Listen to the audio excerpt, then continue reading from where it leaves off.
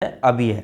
तो आज के टॉपिक पढ़ेंगे अव्यय के बारे में। देखिए, मैंने इससे पिछली क्लास में आपको बहुत कुछ करा दिया है। अगर आपने पिछली क्लास नहीं देखी है तो उसमें आपके वर्णमाला, विराम चिन्ह, वर्तनी, शुद्धि, संज्ञा, सर्वनाम, विशेषण, क्रिया करा दिए हैं। तो पिछली क्लास नहीं देखी तो उनको डिस्क्रिप्शन में लिंक दिया हुआ है, वहाँ से जाके आप देख सकते हैं। और प्रीवियस ईयर के आधार पर, क्वेश्चन के आधार पर मैंने आपको कराया कि कितने क्वेश्चन किस प्रकार से पूछे जाते हैं। तो अगर आपने नहीं देखी है तो डिस्क्रिप्शन में लिंक दिया हुआ है, उसको जरूर देख लें। और चैनल पर नए हो तो चैनल को सब्सक्राइब कर लें। तो यहाँ पर आज बात करेंगे जूनियर असिस्टेंट्स के संबंधित जो आपके क्वेश्चन पूछे जाते हैं। देखिए, मैं टॉपिक वाइज आपको करा रहा हूँ और जो क्वेश्चन पूछे गए हैं उसके आधार पर। तो जितने भी क्वेश्चन हैं इसी आधार पर आपके सभी एग्जाम्स में अधिकतर पूछे जाते हैं। तो चलिए बात करते हैं आज के क्वेश्चन से।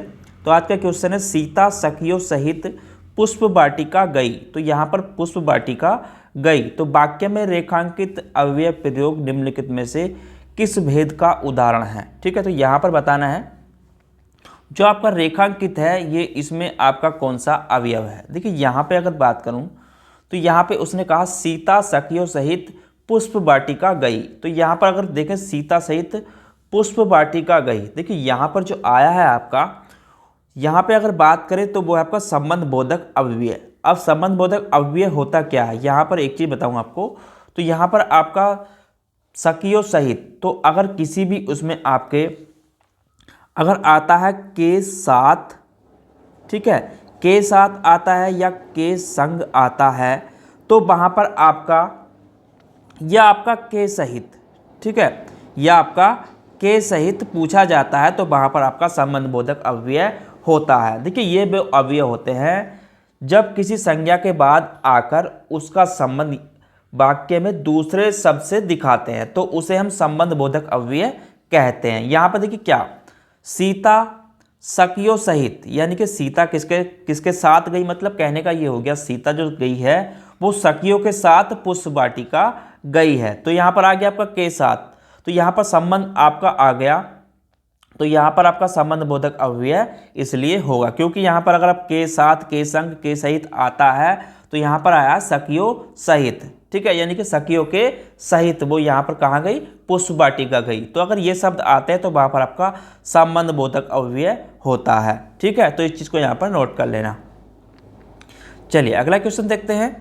अगला क्वेश्चन है, के बिना तुम कुछ नहीं हो, वाक्य में संबंध बोधक शब्द कौन सा है। देखिए यहाँ पर उसने कहा के बिना तुम कुछ नहीं हो, वाक्य में संबंध बोधक इसमें बताना है कौन सा शब्द है। ठीक है, यानी कि उनके बिना तुम कुछ नहीं हो। तो यहाँ पर देखिए, यहाँ पर अगर बात की जाए तो यहाँ पे तो संबंध बोधक शब्द जो है, तो यहाँ पर अगर हम देखें यानी कि अब उन, तो यहाँ पर देखेंगे के बिना। ठीक है, तो यहाँ पर अगर इतने को देखें उन के बिना, तो यहाँ पर आ गया के बिना, यानी कि तो यहाँ पर जो संबंध बोधक है अगर उसकी बात की जाए तो आपका बिना संबंध बोधक यहाँ पर शब्द होगा। ठीक है, तो यहाँ पर क्या होगा आपका, बिना संबंध बोधक शब्द यहाँ पर होगा आपका। ठीक है, यानी कि उनके बिना। ठीक है, चलिए अगला क्वेश्चन देखते हैं। निम्नलिखित में से किस वाक्य में परिमाणवाचक क्रिया विशेषण है। तो यहाँ पर बताना है हमें परिमाणवाचक क्रिया विशेषण कौन सा। देखिए, परिमाणवाचक क्रिया विशेषण होते क्या हैं उसकी भी जानकारी हमें पहले होना चाहिए। अगर यहाँ पे बात करूँ परिमाणवाचक क्रिया विशेषण की, तो परिमाणवाचक क्रिया विशेषण होते क्या हैं उसको भी हमें जानना बहुत जरूरी है। ठीक है, पहले देखिए ये ऐसे अविकारी शब्द होते हैं, यानी कि ये ऐसे अविकारी शब्द होते हैं, ऐसे अविकारी शब्द, ठीक है, अविकारी शब्द जो हमें क्रिया के परिमाण, ठीक है, जो हमें क्रिया के परिमाण, ठीक है, इसको नोट कर लेना, क्रिया के परिमाण या उसकी मात्रा, ठीक है, या उसकी मात्रा या संख्या के बारे में बोध कराते हैं, यानी कि बताते हैं। ठीक है, या संख्या के बारे में क्या है हमें बताते हैं, संख्या के बारे में बताते हैं। ठीक है, तो वहाँ पर क्या होते हैं आपके परिमाणवाचक क्रिया विशेषण होते हैं। ठीक है, तो ये इसको भी नोट कर लेना यहाँ पर। ठीक है, तो यहाँ पर देखिए अब इसमें आपको बताना है कि इसमें कौन सा पर्यावरण के परिमाण क्रिया विशेषण है। ठीक है, तो वाक्यों बताना है। तो पहला वाक्य देखते हैं इस वाक्य में इस बार बारिश में बहुत ओले पड़े। देखिए यहाँ पे अगर देखें बहुत ओले पड़े तो यहाँ पर आ गई आपकी मात्रा, ठीक है। कितने ओले पड़े बारिश में, तो यहाँ पर बहुत ओले पड़े, तो इसको यहाँ पर देख लेना बहुत, यानी कि यहाँ पर भी आपकी मात्रा आ गई, ठीक है। इस वाक्य में आपकी मात्रा आ गई, ठीक है, यानी कि बहुत ओले पड़े। अब उसके बाद अगला देखते हैं, अगले में क्या है, यह लड़की सुंदर है। तो यहाँ पर कहीं भी मात्रा का बोध नहीं हो रहा है, ठीक है। तो यहाँ पर इस वाक्य में कहीं भी मात्रा का बोध नहीं हो रहा है, ठीक है। अगला वाक्य देखते हैं, मैदान हरा भरा है। तो यहाँ पर भी कहीं पर भी आपका मात्रा का बोध नहीं हो रहा है, ठीक है, तो ये भी नहीं होगा परिमाण। उसके बाद तुम अच्छे खिलाड़ी हो, तो इसमें भी कहीं पर भी मात्रा का प्रयोग, यानी कितनी, तो जहाँ पर भी अगर कहीं पर मात्रा या संख्या या उसके बारे में बोध होता है परिमाण का, तो वहाँ पर ही केवल आपका परिमाणवाचक विशेषण क्रिया विशेषण होता है, ठीक है। तो यहाँ पर आपका ऑप्शन नंबर ए इसका आंसर हो जाएगा, ठीक है। चलिए अगला क्वेश्चन देखते हैं, मनोभावों को प्रकट करने वाले वे अविकारी शब्द जिनका वाक्य से कोई संबंध नहीं रहता है क्या कहलाते हैं। देखिए जिनका वाक्य से कोई संबंध नहीं रहता है तो वो आपके क्या कहलाते हैं। यहाँ पे देखिए, तो यहाँ पर अगर बात की जाए मनोभावों को प्रकट करने वाले, देखिए तो यहाँ पे अगर एक चीज़ नोट करें तो यहाँ पर जो देखिए जो मनोभावों को प्रकट करते हैं तो उनमें वो क्या कहलाते हैं, तो वो आपके विस्मय बोधक अव्यय कहलाते हैं, ठीक है। क्या कहलाते हैं, विस्मय बोधक अव्यय कहलाते हैं। देखिए अब यहाँ पे थोड़ी सी इसकी थ्योरी भी नोट कर लें, जिन अवयव से आपके हर्ष शोक, ठीक है, हर्ष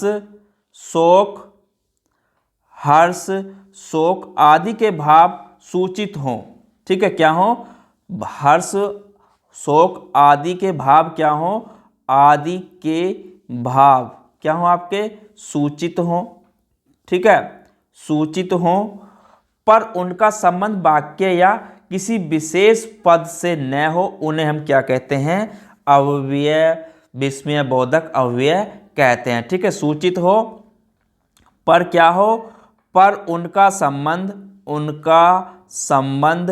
ठीक है, उनका संबंध वाक्य या तो वाक्य या उसके किसी विशेष पद से न हो, या उसके किसी विशेष पद से ना हो, ठीक है, किसी विशेष पद से ना हो, तो वहाँ पर आपका विस्मय बोधक अव्यय होता है, ठीक है, न हो। जैसे मैं कहूँ आपसे, ठीक है, जैसे मैं कहूँ आपसे हाय अब क्या करूँ, ठीक है, हाय अब मैं क्या करूँ, तो यहाँ पर देखिए मैं क्या करूँ, तो यहाँ पर जो आया है विस्मय बोधक आपका हाय, तो यहाँ पर अगर हम उसको देखें तो उसका वाक्य से कोई संबंध नहीं है यहाँ पर, ठीक है, हाय, तो अब मैं क्या करूँ, यानी कि मुझे करना है हाय, तो यहाँ पर विस्मय बोधक है आपका हाय, तो वाक्य से इसका कोई लेना देना नहीं रहता, ठीक है। तो इस चीज़ को आपको ध्यान रखना है, यहाँ पर क्या होगा, आपका जो मनोभाव को प्रकट करते हैं वो आपके विस्मय बोधक अव्यय होते हैं, ठीक है। चलिए अगला क्वेश्चन देखते हैं, रूप के अनुसार क्रिया विशेषण कितने प्रकार के होते हैं। देखिए रूप के अनुसार क्रिया विशेषण, ये क्वेश्चन आपका कनिष्ठ सहायक भर्ती परीक्षा में पूछा गया क्वेश्चन है। अगर आप ये क्वेश्चन लूसेंट में देखेंगे तो आपको ये नहीं मिलेगा, ठीक है, इस चीज़ को बता दूं आपको, ये आपको लूसेंट में नहीं मिलेगा, ठीक है। चलिए क्यों नहीं मिलेगा, यहाँ पे आप देख लेना पेपर, वहाँ पर जो दिया गया है वो आपका अर्थ के अनुसार क्रिया विशेषण के भेद दिए गए हैं, ना कि रूप के अनुसार। तो यहाँ पर इस चीज़ को नोट कर लें, रूप के अनुसार की अगर यहाँ पे बात करूँ तो इसके जो भाव वो होते हैं भेद, 3 भेद होते हैं, ठीक है। कितने होते हैं, 3 भेद होते हैं। कौन कौन से होते हैं उसको भी यहाँ पर नोट कर लेना, ठीक है। तो इसमें एक होता है आपका मूल क्रिया विशेषण, ठीक है, एक क्या होता है आपका मूल क्रिया विशेषण, तो इसको भी यहाँ पर नोट कर लेना, मूल क्रिया विशेषण। दूसरा होता है इसमें आपका यौगिक क्रिया विशेषण, ठीक है, यौगिक क्रिया विशेषण। दूसरा आपका ये हो गया यौगिक क्रिया विशेषण, और तीसरा होता है इसमें आपका स्थानीय क्रिया विशेषण। ठीक है, स्थानीय क्रिया विशेषण।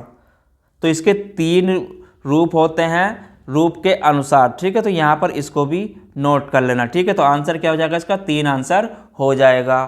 ठीक है, चलिए अगला क्वेश्चन देखते हैं। अर्थ के अनुसार क्रिया विशेषण कितने प्रकार के होते हैं, और ये भी आपका कनिष्ठ सहायक की परीक्षा में पूछा गया। तो अर्थ के आधार पर अगर बात की जाए, तो अर्थ के आधार पर अगर बात की जाए तो आपके इसके 4 भेद होते हैं। ठीक है, कितने होते हैं आपके, 4 भेद होते हैं। ठीक है, तो यहाँ पर इसके 4 भेद होते हैं। कौन कौन से होते हैं उसको भी यहाँ पर नोट कर लें। तो पहला होता है आपका स्थानवाचक क्रिया विशेषण। ठीक है, स्थानवाचक क्रिया विशेषण, क्रिया विशेषण, तो यहाँ पे इसको भी नोट कर लेना। उसके बाद दूसरा जो होता है वो होता है कालवाचक क्रिया विशेषण। ठीक है, कालवाचक क्रिया विशेषण, तो इनको भी नोट करते चलना। ठीक है, तीसरा होता है आपका परिमाणवाचक क्रिया विशेषण। ठीक है, परिमाणवाचक क्रिया विशेषण, क्रिया विशेषण।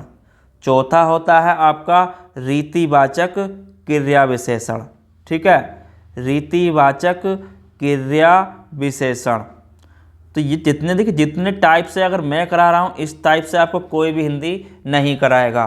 ठीक है, तो कितने भेद होते हैं इसके, 4 भेद होते हैं। इस चीज़ को आपको ध्यान रखना है। ठीक है, चलिए अगला क्वेश्चन देखते हैं।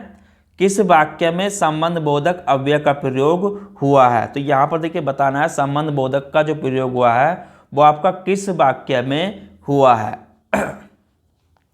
अब पहले तो आपको ये मालूम होना चाहिए संबंध बोधक अव्यय होते क्या हैं। देखिए संबंध बोधक अव्यय की अगर यहाँ पे बात करूँ, संबंध बोधक अव्यय पहले तो हमें उसका ही पता होना चाहिए संबंध बोधक अव्यय होते क्या हैं। ठीक है, तो यहाँ पर अगर बात करूँ संबंध बोधक अव्यय की, देखिए जहाँ कहीं भी अगर वाक्य में अगर बात की जाए जो अव्यय किसी संज्ञा के, यहाँ पे थोड़ी नोट कर लें, जो अव्यय शब्द, ठीक है, जो अव्यय किसी संज्ञा के बाद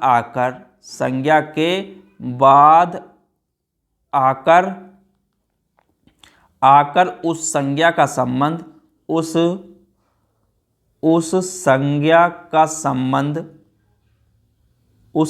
संज्ञा का संबंध वाक्य के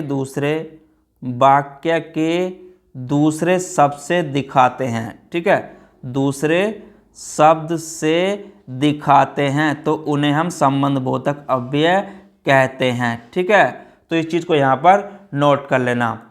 और देखिए यहाँ पे एक चीज़ और नोट कर लेना, ये आपके संबंध बोधक जो अव्यय होते हैं अर्थ के आधार पर इसके 13 भाग हैं। ठीक है, तो यहाँ पर इसको भी नोट कर लेना। अर्थ के आधार पर जो इसके भाग हैं, अर्थ के आधार पर, ठीक है, अर्थ के आधार पर इसके 13 भाग हैं। ठीक है, कितने भाग हैं, 13 भाग हैं, तो उनको भी यहाँ पर नोट कर लेना। ठीक है, जैसे इसमें आता है आपका देखिए आगे। ठीक है, तो इसके 13 भाग हैं, इस चीज़ को आपको यहाँ पर नोट करना है, वो आपको आगे मैं कराऊंगा। ठीक है, तो बाकी मैं इसमें आगे आपको कराऊंगा, आगे क्वेश्चन आएंगे उसके अनुसार यहाँ पर मैं आपको आगे कराऊंगा। तो यहाँ पर बताना है संबंध बोधक अव्यय कौन सा है। देखिए यहाँ पे अगर बात की जाए तो यहाँ पे जो संबंध बोधक अव्यय है ऐसा मत करो। ठीक है, तो यहाँ पर देखिए कुछ शब्द है मैं आपको बता दूँ जिसमें आते हैं संबंध बोधक अव्यय शब्द आते हैं, जैसे आपका आगे आता है। ठीक है, आगे आता है, पीछे आता है, आपका बाद आता है, पहले आता है। ठीक है, भीतर आता है, बीच आता है, तरफ और जरिए, बहुत सारे शब्द आते हैं जो आपके संबंध बोधक अव्यय में आते हैं। तो यहाँ पर अगर बात करूँ तो ऑप्शन नंबर यहाँ पर देखिए अगर देखेंगे तो यहाँ पे अगर देखें ऑप्शन में,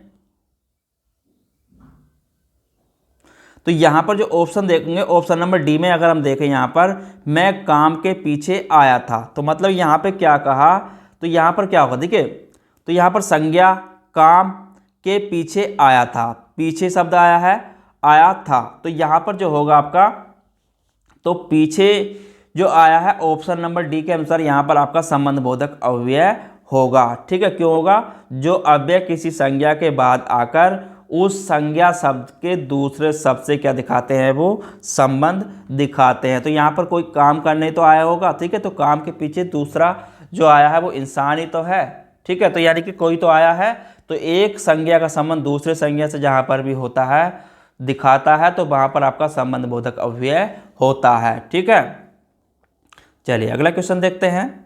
समानाधिकरण किस अव्यय का भेद है? समानाधिकरण किस अव्यय का भेद है? तो समानाधिकरण जो होता है, देखिए अगर समानाधिकरण अव्यय की बात करूं तो ये आपका समुच्चय बोधक अव्यय का भेद है। ये किसका भेद है? समानाधिकरण, ये आपका समुच्चय बोधक अव्यय का भेद है। ठीक है, तो समुच्चय बोधक अव्यय का भेद है। देखिए समुच्चय बोधक अव्यय होते क्या हैं अगर उसकी बात की जाए तो जिन शब्दों से समान अधिकार के अंशों के जुड़ने का पता चलता हो। ठीक है, यानी कि जिन शब्दों से समान अधिकार के अंशों के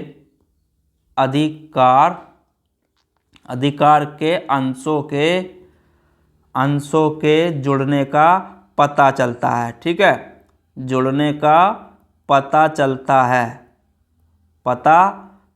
है, तो वहाँ पर क्या होता है? आपका समानाधिकरण समुच्चय बोधक अव्यय होता है। ठीक है, तो इस चीज़ को आपको ध्यान रखना है। ठीक है, तो वहाँ पर क्या होता है? आपका समानाधिकरण समुच्चय बोधक अव्यय होता है। ठीक है, तो इनमें जो शब्द आते हैं अगर उसकी बात करूँ तो जिसमें आता है, देखिए जैसे में क्या आपका पर आ गया, किंतु आ गया। ठीक है, पर आ गया, किंतु आ गया, और आ गया। ठीक है, या आ गया, अथवा आ गया। तो बहुत सारे शब्द आते हैं जो आपको मैं आगे थ्योरी में कराऊंगा।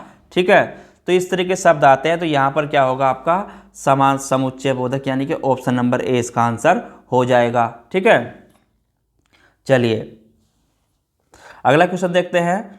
तुम प्रतिदिन खेलते हो, उपरोक्त वाक्य में प्रतिदिन कौन सा क्रिया विशेषण है? तो यहाँ पर अगर बात करें प्रतिदिन जो है वो आपका कौन सा विशेषण है? देखिए यहाँ पे अगर बात की जाए तो प्रतिदिन, देखिए जो अब यहाँ पे अगर बात करें तो प्रतिदिन का मतलब क्या होगा? देखिए यहाँ पे अगर जो अविकारी शब्द होते हैं किसी क्रिया के व्यापार का समय बतलाते हैं, यानी कि कोई भी हम काम कर रहे हैं तो उसका समय अगर बतला रहे हैं कहीं पर, तो वहाँ पर आपके जो होते हैं अगर उसकी बात की जाए तो वहाँ पर अगर समय की बात हो रही है तो वो आपके कालवाचक क्रिया विशेषण होते हैं। ठीक है, जो विकारी शब्द, यहाँ पे एक चीज़ नोट कर लेना, जो अविकारी शब्द, यानी कि जो अविकारी शब्द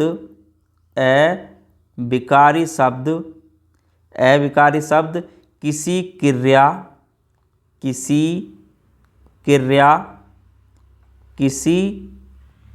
क्रिया के व्यापार का समय बताते हैं। ठीक है, किसी क्रिया के व्यापार का समय बताते हैं। ठीक है, तो वहाँ पर आपका कालवाचक क्रिया विशेषण होता है। ठीक है, समय बताते हैं, तो वहाँ पर क्या होता है? आपका कालवाचक क्रिया विशेषण होता है। ठीक है, तो इस चीज़ को यहाँ पर नोट कर लेना। ठीक है, अब कालवाचक क्रिया विशेषण होते कौन कौन शब्द हैं? जैसे मैं कहूँ आपसे, देखिए मैं कहूँ आपसे कल, ठीक है, कल कहूँ, परसों कहूँ, या प्राय कहूँ। ठीक है, प्राय कहूँ, अक्सर कहूँ,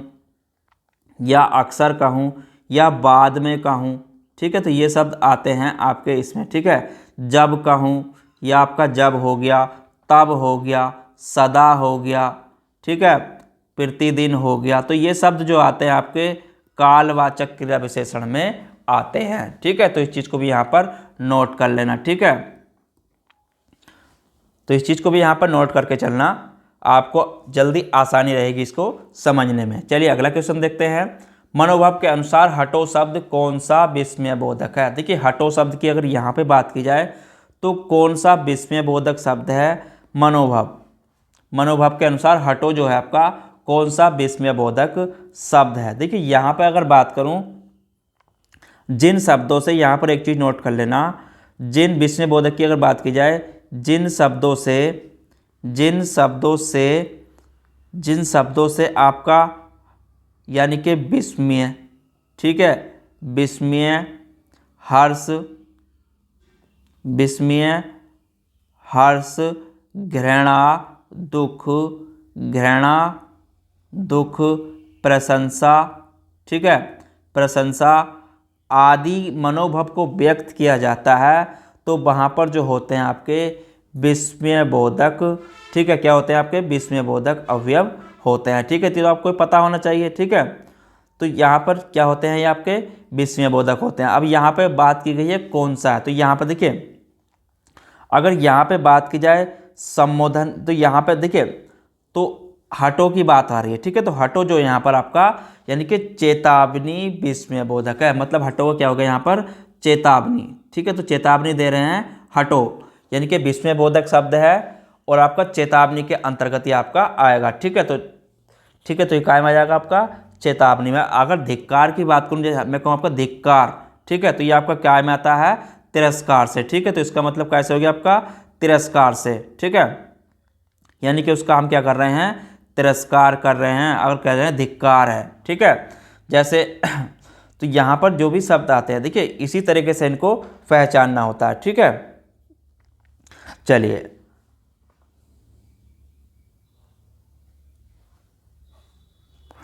अगला क्वेश्चन देखते हैं।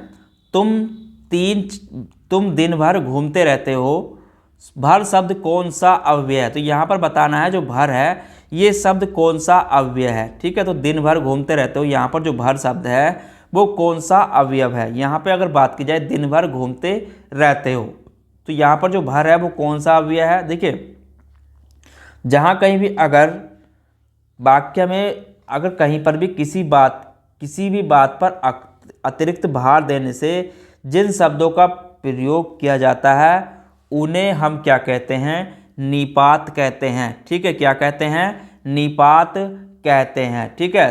तो निपात आपका उन्हें हम निपात या अवधारक भी कहते हैं, ठीक है। निपात ही यहाँ पर लिख लेना, अवधारक भी इन्हें हम कहते हैं, ठीक है।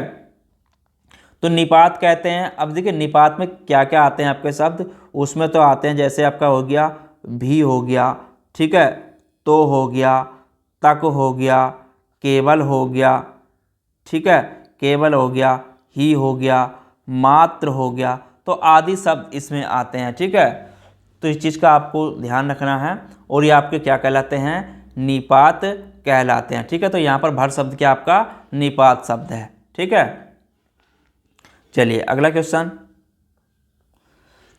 हम दोनों शांति पूर्वक पढ़ते रहते हैं, इस वाक्य में पूर्वक जो है वो कौन सा संबंध बोधक शब्द है। तो यहाँ पर बताना है पूर्वक जो है वो कौन सा संबंध बोधक शब्द है। देखिए यहाँ पे अगर बात करूँ पूर्वक की, तो यहाँ पर ये आपका कौन सा शब्द है। देखिए यहाँ पर देखिए संबंध बोधक अव्यय ऐसे शब्द होते हैं, पहले तो हमें ये होना चाहिए संबंध बोधक अव्यय ऐसे शब्द होते हैं जो संज्ञा के बाद आकर उस संज्ञा का संबंध वाक्य के दूसरे संबंध से प्रकट करते हैं। और इनके जो प्रकार होते हैं संबंध बोधक के, तो ये दो प्रकार के होते हैं, ठीक है। कितने होते हैं दो प्रकार के होते हैं। एक जो होता है इसमें वो होता है आपका मौलिक संबोधक अव्यय, ठीक है। वो क्या होता है आपका यहाँ पर इसको नोट कर लेना। और ये दो प्रकार के होते हैं, पहला है इसमें आपका मौलिक, ठीक है, मौलिक संबंध बोधक अव्यय, संबंध बोधक अव्यय, संबंध बोधक अव्यय। और दूसरा है इसमें आपका यौगिक संबंध बोधक अव्यय, यौगिक संबंध बोधक अव्यय, ठीक है, संबंध बोधक अव्यय। तो ये दो प्रकार के होते हैं। अब देखिए इसमें आते क्या क्या शब्द, हम दोनों शांतिपूर्वक, अगर इसकी बात करूँ इसमें जो आते हैं मौलिक में वो आपका पूर्वक, जैसे हो गया पूर्वक हो गया, बिना हो गया, ठीक है, पर्यांत हो गया, ठीक है, पर्यंत हो गया, नाई हो गया, ठीक है। तो ये शब्द आते हैं। अब मैं कहूँ यौगिक संबंध बोधक अव्यय, तो इसमें आते हैं जैसे आपका शब्द हो गया अपेक्षा हो गया, ठीक है, तुल्य हो गया, समान हो गया, समान हो गया, चलते, ठीक है। तो ये शब्द इसमें आते हैं, ठीक है। तो यहाँ पर बताना है दोनों शांति पूर्वक पढ़ते हैं। तो पूर्वक जो शब्द है आपका वो मौलिक संबंध बोधक अव्यय है। ठीक है, तो क्या है यहाँ पर आपका मौलिक संबंध बोधक अव्यय है। ठीक है, और ये आपका कृषि प्रायोगिक परीक्षा 2019 में पूछा गया क्वेश्चन है। ठीक है, चलिए अगला क्वेश्चन देखते हैं। अगला क्वेश्चन है मैं वहाँ होकर आया हूँ वाक्य में अव्यय कौन सा है। तो यहाँ पर बताना है इसमें कौन सा अव्यय है। देखिए यहाँ पे अगर बात करूँ तो वहाँ वाक्य में वहाँ होकर आया हूँ वाक्य में अव्यय शब्द कौन सा है। तो देखिए ऐसे शब्द अव्यय ऐसे शब्द होते हैं जिसका आपका रूप लिंग वचन पुरुष कारक आदि के कारण कोई क्या होता है विकार उत्पन्न होता है। तो ऐसे स्थिति में अपने मूल रूप में क्या हैं वो बने रहते हैं और वो शुद्ध अविकारी होते हैं। तो इनका व्यय नहीं होता है और इसलिए अव्यय होते हैं। तो अव्यय शब्द में आपके क्या क्या आते हैं, जैसे अभी हो गया, ठीक है, अभी हो गया, यहाँ हो गया और आपका वहाँ हो गया इत्यादि। तो ये शब्द आते हैं। तो यहाँ पर वहाँ पर यहाँ पर क्या हो जाएगा, वहाँ आपका अव्यय शब्द है। ठीक है, चलिए अगला क्वेश्चन देखते हैं। उसने कटोरा भर दूध पिया वाक्य में अव्यय शब्द कौन सा है। तो उसने कटोरा भर दूध पिया, तो यहाँ पर वाक्य में जो अव्यय शब्द है वो मैंने आपको बताया था क्या यहाँ पर आपका भर अव्यय शब्द है। ठीक है, तो यहाँ पर आपका देखिए अव्यय शब्दों को अविकारी भी कहते हैं क्योंकि लिंग वचन कारक पुरुष कारण इनका कोई विकार उत्पन्न नहीं होता है। ठीक है, तो यहाँ पर भर आपका आंसर हो जाएगा। अगला क्वेश्चन देखते हैं। एक सप्ताह बाद आया, ठीक है, वह एक सप्ताह बाद आया इस वाक्य में कौन सा शब्द क्रिया विशेषण है। तो यहाँ पर जो है आपका क्रिया विशेषण है वो आपका बाद। ठीक है, क्या है यहाँ पर बाद क्रिया विशेषण है। ठीक है, क्योंकि यहाँ पर जो कहा गया देखिए जिन शब्दों से किसी की क्रिया की विशेषता का बोध होता है तो उन्हें हम क्रिया विशेषण कहते हैं। ठीक है, तो यहाँ पर वह एक सप्ताह बाद आया, तो यहाँ पर देखिए तो यहाँ पर आपका क्या हो गया बाद। तो यहाँ पर आपका ये आपका क्रिया विशेषण है। ठीक है, तो इसमें क्या क्या आता है, जैसे आपका मैं कहूँ धीरे धीरे, ठीक है, धीरे धीरे या काबू, पर्याप्त, तो इसमें अवश्य, तो ये शब्द इसमें आपके आते हैं। ठीक है, या बाद, तो आपके इसमें ये शब्द आते हैं। ठीक है, तो इसको भी यहाँ पर नोट कर लेना। ठीक है, तो यहाँ पर बाद आपका क्या हो जाएगा क्रिया विशेषण शब्द हो जाएगा। चलिए अगला क्वेश्चन देखते हैं। सेनाएं युद्ध में आगे बढ़ी हैं, ठीक है, सेनाएं युद्ध क्षेत्र में आगे बढ़ी हैं इस वाक्य में संबंधवाचक शब्द कौन सा है। तो यहाँ पे अगर बात करें संबंधवाचक शब्द जो है तो यहाँ पर देखिए आगे बढ़ी है, तो यहाँ पर आगे जो है आपका वो संबंधवाचक शब्द है। ठीक है, तो ऑप्शन नंबर सी इसका आंसर हो जाएगा। ठीक है, तो यहाँ पर देखिए जिस वाक्य में दो पदों के बीच यानी कि सेनाएं युद्ध में, ठीक है, कहाँ पर युद्ध में आगे बढ़ी हैं, तो यहाँ पर अगर जहाँ पर दो के बीच परस्पर संबंध सूचित होता है तो वहाँ पर आपका संबंध बोधक अव्यय होता है। ठीक है, तो इसमें क्या क्या आता है आपका, ये सबका पहले हो गया, मैंने आपको बताया था थ्योरी और बता दूंगा। ठीक है, पहले हो गया, या आपका बाद हो गया, या आपका अब तक हो गया, ठीक है, या द्वारा, अलावा, बहुत सारे शब्द इसमें आते हैं। ठीक है, तो यहाँ पर ऑप्शन नंबर सी इसका आंसर हो जाएगा। चलिए अगला क्वेश्चन देखते हैं। वह आया और मैं गया, तो यहाँ पर इस वाक्य में समुच्चय बोधक शब्द कौन सा है। देखिए यहाँ पर वह आया और मैं गया, तो यहाँ पर जो और है आपका ये आपका समुच्चय बोधक शब्द है। ठीक है, ये क्या आपका समुच्चय बोधक शब्द है। वही ऐसे शब्द होते हैं जो दो पदों, दो उपवाक्यों या दो वाक्यों को परस्पर जोड़ते हैं तो उन्हें हम समुच्चय बोधक शब्द कहते हैं। ठीक है, चलिए अगला क्वेश्चन देखते हैं। हाय अब मैं क्या करूं इस वाक्य में विस्मय बोधक शब्द बताइए। हाय अब मैं क्या करूं इस वाक्य में विस्मय बोधक शब्द क्या। देखिए यहाँ पर जो विस्मय बोधक शब्द है वो आपका क्या है, हाय है। ठीक है, तो यहाँ पर विस्मय बोधक शब्द क्या होते हैं, जो अब अव्यय शब्द आपके काय का बोध कराएं, हर्ष, ठीक है, उल्लास, हर्ष, उल्लास, शोक, दुख, ठीक है, शोक, दुख, घृणा, ठीक है, तो इनका बोध कराते हैं वो आप क्या होते हैं आपके जो आपके विस्मय बोधक शब्द होते हैं। तो यहाँ पर हाय क्या आपका विस्मय बोधक शब्द है। ठीक है, चलिए अगला क्वेश्चन देखते हैं। मुंबई के निकट पूना है, तो यहाँ पर के निकट रेखांकित शब्द क्या है। तो रेखांकित शब्द जो है यहाँ पर अगर बात की जाए तो देखिए अगर किसी भी संज्ञा के बाद अगर कोई भी अव्यय संज्ञा के बाद आकर उस संज्ञा का संबंध दूसरे वाक्य से दिखाता है तो वहाँ पर आपका यानी कि मुंबई के निकट, तो मुंबई का संबंध पूना से दिखा रहा है तो यहाँ पर क्या होगा आपका संबंध सूचक यहाँ पर आपका शब्द होगा। ठीक है, क्या होगा आपका संबंध बोचक यहाँ पर शब्द आपका होगा। ठीक है, चलिए अगला क्वेश्चन, उसे धीरे धीरे लिखने की आदत है। ठीक है, तो उस यहाँ पर धीरे धीरे जो है आपका क्या है, तो यहाँ पर ये आपका कौन सा क्रिया विशेषण है, क्या चीज़ है, ये आपको बतानी है। देखिए अगर इसकी बात करूँ तो ये क्या है, वह धीरे धीरे लिखने की आदत है। तो यहाँ पर जो है रेखांकित शब्द आपका क्या, आपका वो क्रिया विशेषण है, क्योंकि इसे क्या है, एक क्रिया हो रही है। ठीक है, दूसरे क्रिया विशेषण की विशेषता बता रहा है, तो वहाँ पर जो शब्द क्रिया विशेषण या दूसरे क्रिया विशेषण की विशेषता बताते हैं तो उसे हम क्या कहते हैं, क्रिया विशेषण कहते हैं, यानी कि उसे धीरे धीरे लिखने की आदत है। ठीक है, तो यहाँ पर उसकी विशेषता बता रहा है तो उसे हम क्या कहेंगे, क्रिया विशेषण कहेंगे। ठीक है, अगला क्वेश्चन, मैं आज तक परीक्षा में सफल हुई हूँ, रेखांकित शब्द को पहचानिए, यानी कि तक जो है आपका यहाँ पर क्या है। देखिए मैं आज तक, तो यहाँ पर अगर देखें तो रेखांकित शब्द जो है आपका ये आपका निपात शब्द है। ठीक है, क्या आपका निपात शब्द है। ठीक है, तो बाकी मैं आपको थ्योरी बताऊंगा निपात शब्द होते क्या है, केवल यहाँ पर आपको बता दूं। देखिए निपात जो शब्द होते हैं अगर उनकी बात की जाए तो निपात को सामान्य रूप से अव्यय मानते हैं, किंतु ये आपके शुद्ध अव्यय नहीं होते हैं। ठीक है, तो ये आपके शुद्ध अव्यय नहीं होते हैं और इसके 9 भेद हैं। ठीक है, इसके जो हैं आपके निपात के 9 भेद हैं, वो मैं आपको आगे कराऊंगा। ठीक है, थ्योरी में आपको कराऊंगा। ठीक है, तो इस चीज़ को भी ध्यान रखना है, इसके 9 भेद हैं। चलिए अगला क्वेश्चन देखते हैं, रविवार है वह घर पर ही रहेगा, रेखांकित शब्द को पहचानिए। तो यहाँ पर रविवार है वह घर पर रहेगा, तो ही जो है यहाँ पर आपका क्या है, ये आपको बताना। देखिए वाक्य में अगर कहीं भी शब्द किसी शब्द या पद के बाद जो अव्यय लगकर एक विशेष वलिया अवधारणा को व्यक्त करते हैं तो उन्हें हम क्या कहते हैं, निपात कहते हैं। ठीक है, तो यहाँ पर ही जो है आपका निपात शब्द है। ठीक है, क्या आपका यहाँ पर ये निपात शब्द है। ठीक है, चलिए अगला क्वेश्चन देखते हैं।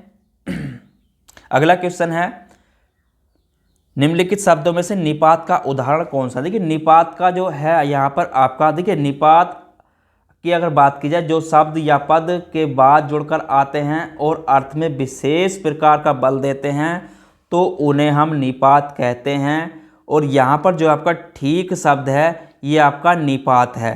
ठीक है, ये क्या आपका निपात है और इसके कितने भेद होते हैं, निपात के 9 भेद होते हैं। ठीक है, वो मैं आपको आगे कराऊंगा। ठीक है, और यहाँ पे देखिए तो इस चीज़ का आपको ध्यान रखना है, क्या है आपका ठीक, जो किसी भी उस पर विशेष बल देते हैं जुड़कर अर्थ में, तो वहाँ पर आपका निपात शब्द होते हैं। ठीक है, तो आज के टॉपिक में इतना ही, मैं इसमें आगे कराऊंगा और थ्योरी में इससे जितने भी संबंध आपके क्वेश्चन बनेंगे सारे आपके थ्योरी में कंप्लीट करा दूंगा। ठीक है, तो चलिए मिलते हैं अगले टॉपिक पर, जब तक के लिए धन्यवाद। अगर चैनल पर नए हो तो चैनल को सब्सक्राइब जरूर कर लें।